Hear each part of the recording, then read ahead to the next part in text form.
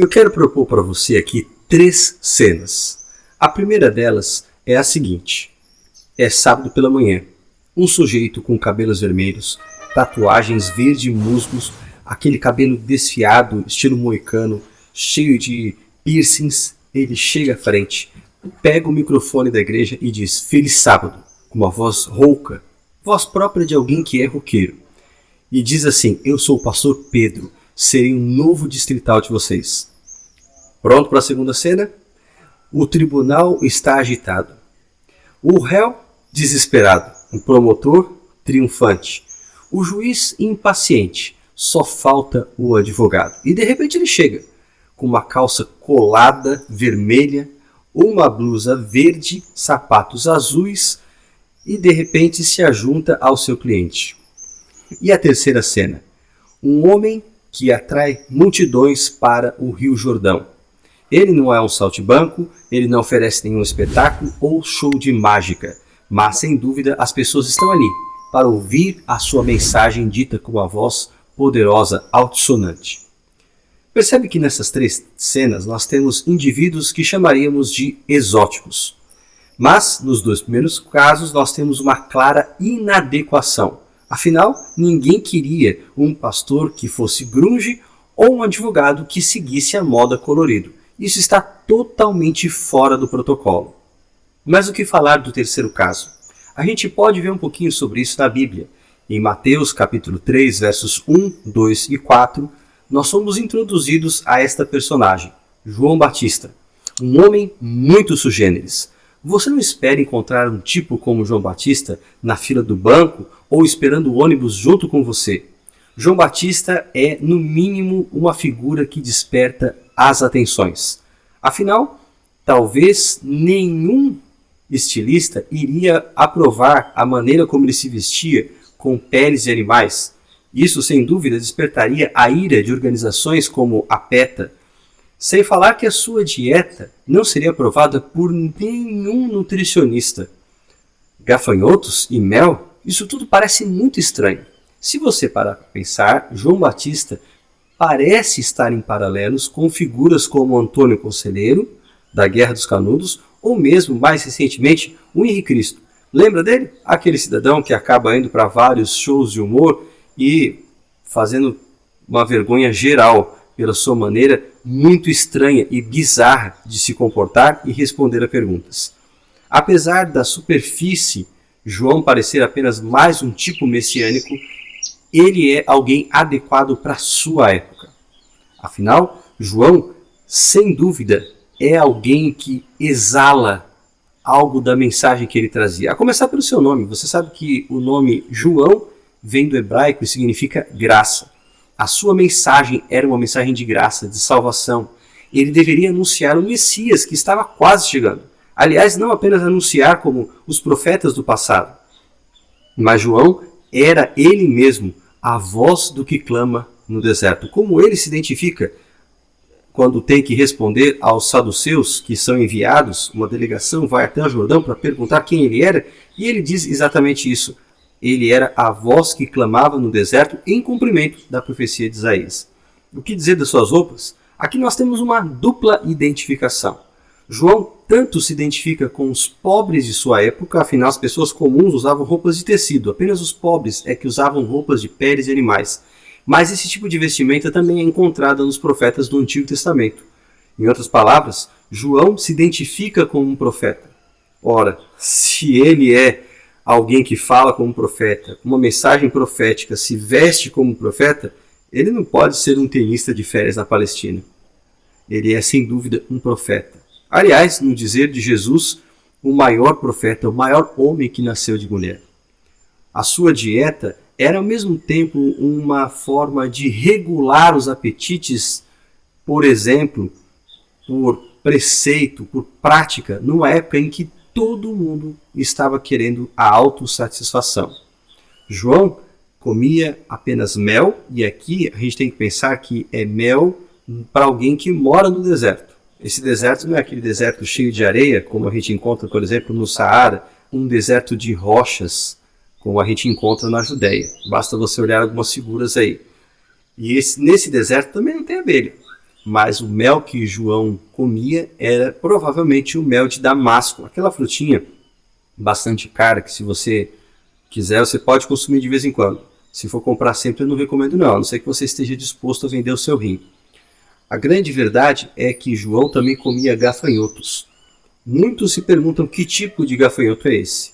O livro de Levíticos, no capítulo 11, entre as diversas categorias de animais que ele fala que o povo de Deus pode ou não pode comer, quando chega nos insetos, o único que pode ser comido é o gafanhoto. E as suas várias espécies, como o grilo e um bichinho pequeno que a gente chama de esperança. Esses animais podem ser comidos. Então, não sei se João Batista comia o gafanhoto e depois tirava o gosto com mel, ou se ele já mergulhava o bichinho no mel e ia comendo tudo junto. É uma possibilidade. Uma segunda possibilidade é que se tratasse de um tipo de vagem muito comum naquela região e que lembrava justamente o gafanhoto pelo formato. A considerar aquilo que Ellen White fala, quando ela diz que João seguia uma dieta estritamente vegetariana, dá a entender que nós estamos aqui tratando do segundo tipo de gafanhoto. As duas possibilidades são aceitas, a segunda fica um pouquinho mais coerente com o estilo de vida de João Batista. A grande questão no ministério de João é que ele era alguém que estava disposto a seguir as ordens de Deus, a se portar como Deus queria. Existem várias pessoas que se gabam de seguir o seu próprio instinto, a sua experiência, de serem pessoas livres. Eu me lembro de uma entrevista que Gene Simons deu, Gene Simons da famigerada banda Kiss, na qual ele afirmava que ele era Gene Simons. E esse era o melhor emprego do mundo, ser Gene Simons. Alguém totalmente livre que não tinha que prestar contas a ninguém. Segundo ele, até o Papa tem que perguntar para alguém como se vestir, o que fazer, o que falar, mas ele não. Ele era o seu próprio patrão, o seu próprio dono. Parece que esse tipo de opção é muito comum nos dias de hoje. Fazer aquilo que você quer, na hora que você quer. Isso ganha um sentido de liberdade. Mas como saber se as suas escolhas são realmente as mais corretas, as mais apropriadas? Pense no seguinte exemplo. Imagine que você está numa floresta, com um grupo de pessoas, nenhuma delas com qualquer tipo de treinamento em sobrevivência, com poucos recursos, sem possibilidade de localização, sem Wi-Fi. E ainda, com mantimentos escassos.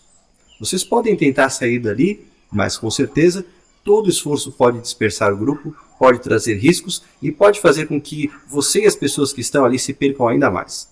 De repente surge alguém com uma roupa militar, uma boina na cabeça, uma fala arrastada dizendo: olha, eu conheço essa floresta como a palma da minha mão e sou capaz de levar vocês à cidade em menos de 2 horas. Apenas sigam-me e confiem em mim. É claro que numa circunstância como essa, seguir alguém, ter um guia, é muito mais fácil, é muito mais confiável e é uma probabilidade maior de sair de onde você está. João Batista também era assim. Alguém que no deserto da vida preferia seguir Deus como seu maior guia. E nós? Será que as nossas roupas clamam da nossa esperança? João Batista vivia em coerência com a mensagem que ele tinha, pretendendo anunciar que Jesus estava vindo como o Messias prometido.